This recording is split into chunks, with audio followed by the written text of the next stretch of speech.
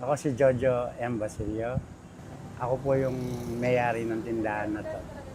Napunta po sa pandagdag ko sa negosyo. Sa akin po kasi yun. Tapos po yung mga dati kong trabador, binigyan ko rin po. Nakapundar po ako ng isang lote at nakapagpatayo po ako ng bahay sa mga pamilya ko. Malaking tulong po yung nagawa ng DOTR sa amin. Nagkapunan po ako, yun po yung totoo. Dito sa variety store po kasi medyo malaki ang puhunan. Kung kinikita ko doon nang galing sa DOTR, napalago ko po talaga. Ay, malaki pong pasasalamat ko, lalo na po sa Pangulo natin. Talaga pong malaking.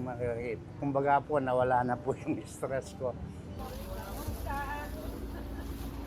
Ako po si Aimee Kapulong Farmers. Kasama po ako sa affected ng mayroon tinamaan dito sa aking lupa. Ito ang natira. Ito ang kasalukuyan namin na sinasaka. Malaking pagbabago yung naibigay ng tulong ng DOTR, lalo na sa project. Malaking tulong yan sa amin. Kasi, biro mo, makabili kami ng sariling bahay, yung mga anak ko. Lahat na pong tumulong sa gobyerno ay pinasasalamatan namin, lalo na sa mga presidente, lahat, local government. Na salamat po sa kanila, sa tulong nila at suporta. Ako po pala si Randy Palma. Ako po ay isang magsasaka ng drop zone na isa sa tinamaan ng proyekto ng DOTR.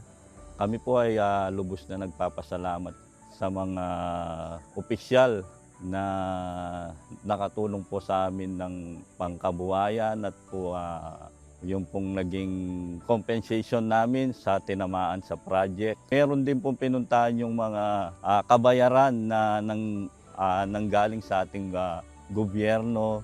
Ginamit ko po yung perang yon sa bahay dahil po ako isa lang nangungupahan.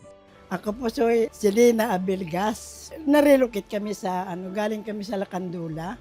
Tapos na-relocate kami dito. Ganda naman, mas maayos naman kaysa doon.